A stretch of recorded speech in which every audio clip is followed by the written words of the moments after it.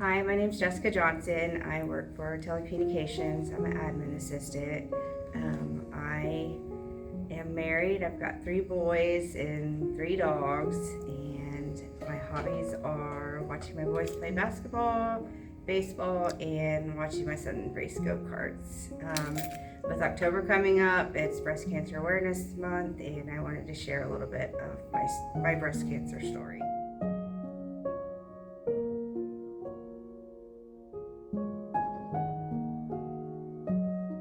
I found out I had breast cancer September 29th of 2017.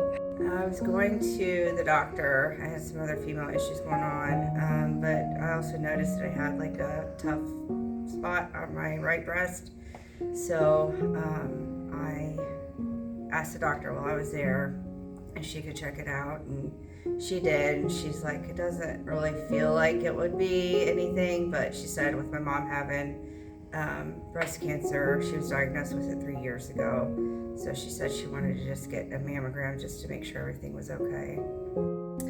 I was definitely a little worried, but I figured, I'm 33 years old, this is probably nothing, and just need to go get it done just to make sure everything's fine. And so I went in for my mammogram, and they had me sit down and wait for the doctor to come in, and that kind of worried me. I kind of knew something was up then.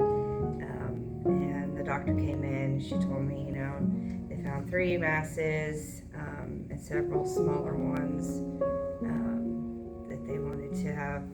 They said that I would need to cut. They said it looked like breast cancer, and that they wanted to do a needle biopsy just to confirm everything. So the following week, after my needle biopsy, I met with my surgical oncologist. She went over everything. She said I had infiltrating ductal carcinoma.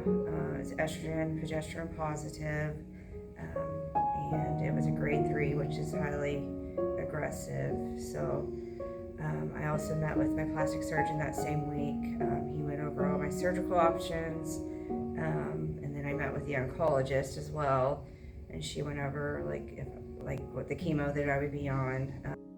She said I would possibly have to have radiation, but it would depend on everything that goes on. So they said they would decide that at the end of everything. I remember that week being such a blur. There was just so much information in such short time, and just trying to process the whole that I actually have cancer. It's very stressful, It was just a lot to take in. And then also that same week, we also found out that my mom, her cancer was back, and that it had spread to her spine and her bones and her lungs as well. So that really added to the fear of everything going on.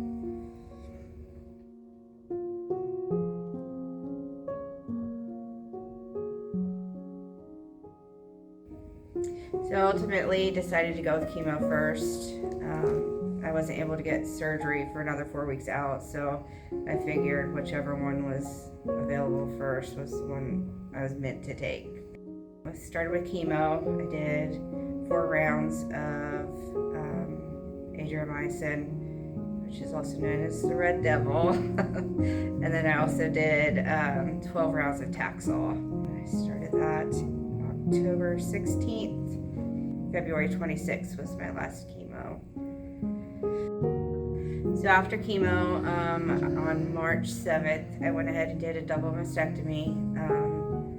I just wanted to make sure, just anything I could possibly do to prevent recurrence, that I did. So I went ahead and did that. Pathology report back from that, and they said that there was no residual cancer left in the tissue they took out during surgery. They also took out a couple of lymph nodes, and those were all clear, which the doctors were ecstatic about that. And they said that I would not have to have radiation because it hadn't gone to my lymph nodes. So.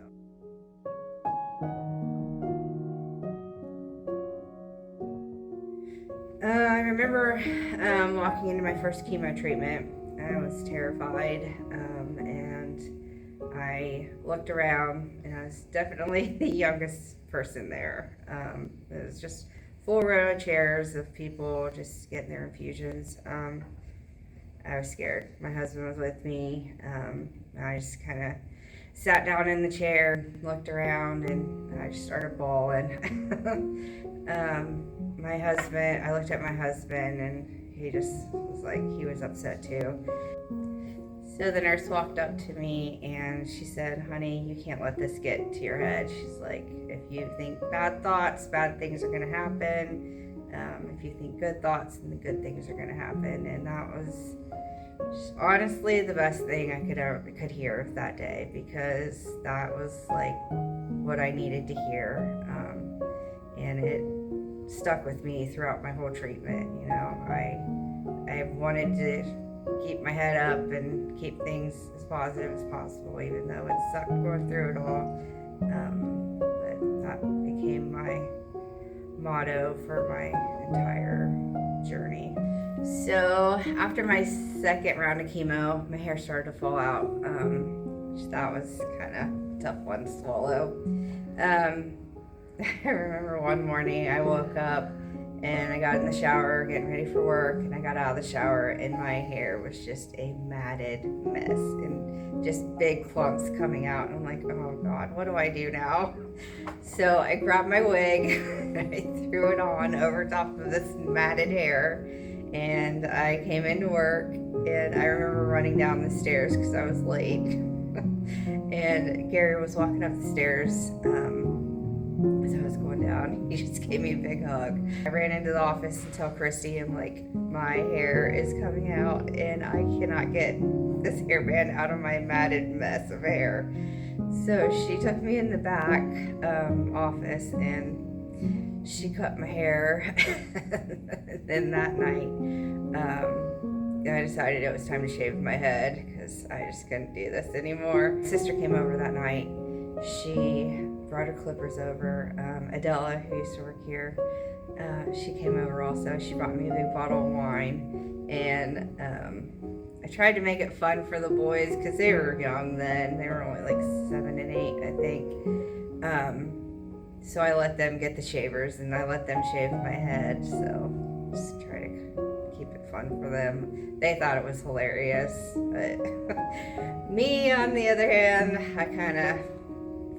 that was kind of like the point of which it all came reality. Hair was gone. You look in the mirror and it's like, okay, I really have cancer now. Because before you could just pretend that it wasn't real.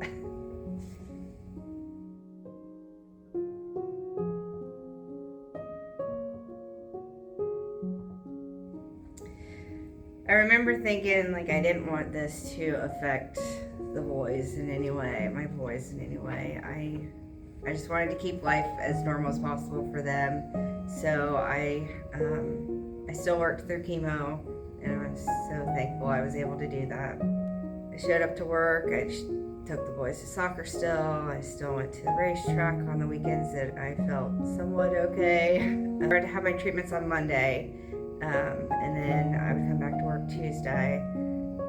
By Friday, I could definitely tell like things were gonna get bad. So I started feeling like real bad bone pain, and the exhaustion would set in. And then so I would go home on the weekends, and I would just sleep the weekends. My husband was great. He entertained the boys while I was upstairs sleeping, and but like I said, I was really thankful to be able to work through all of this. Christy, Debbie, Rhonda, like everybody here in Telecom, like, they were amazing. They were fighting it right there with me. They made me laugh throughout it all. Try to get through the bad days.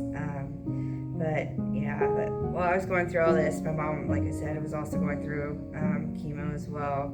This was her second round. I really didn't have the best relationship growing up, but I'm very thankful that we fought this together, because I really feel like it brought us a lot closer. And so even my mom fought right beside me the whole time. She fought just as hard. Ultimately, it had spread to her liver, and she passed away at the age of 60 on April 18th, 2020. That was really hard for all of us.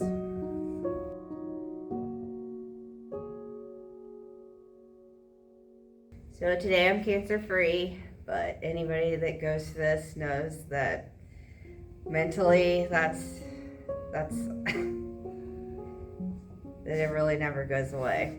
You constantly worry that any ache, any little sickness you get, any pain, you constantly worry, is my cancer back? Which leads to more testing, more doctor's appointments, more blood work. It's just a constant thing. It just doesn't really ever go away.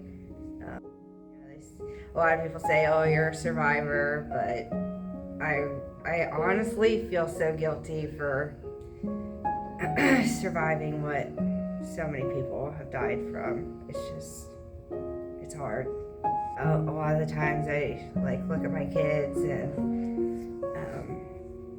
I often wonder, am I going to be here to see them grow up, to see them graduate, to get married, and that's really hard. It's definitely an emotional roller coaster.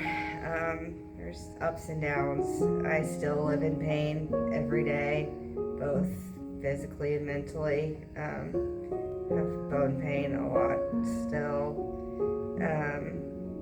Mentally, it's always in the back of your mind. You're thinking, is it going to come back? Will it stay away? This September 29th will be 5 years since I found out I had cancer. So thankful to be here still, healthy as I can be.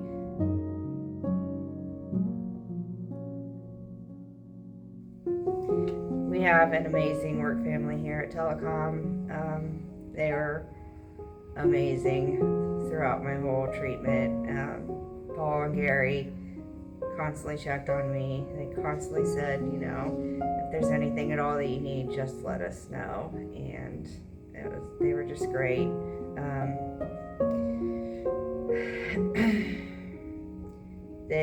My sister had shirts made for me, and a bunch of people in TELECOM bought a shirt, and then they would wear them every Wednesday throughout my treatment to help support me, which that was really cool.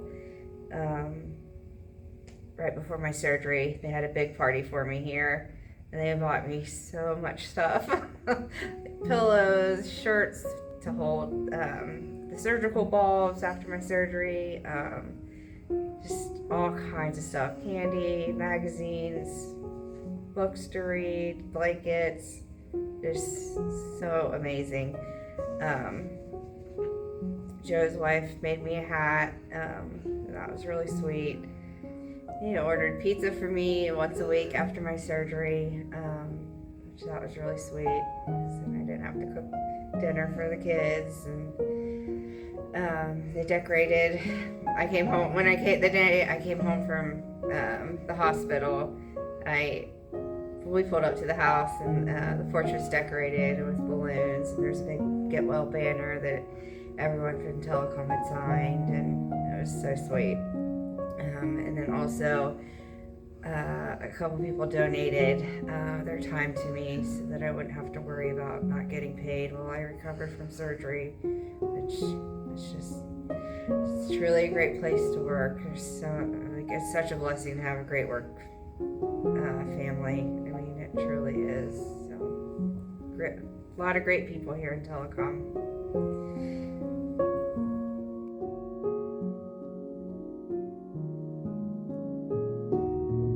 If I could encourage any woman out there fighting this battle, I would definitely go back to the advice that nurse gave me my first day of chemo, which is mindset is everything. I truly believe that. If you think bad thoughts, bad things are going to happen. Any good thoughts, good things are going to happen. So just try to stay positive. Take the trips, go to the beach, and also, ladies, please go get your mammograms every year.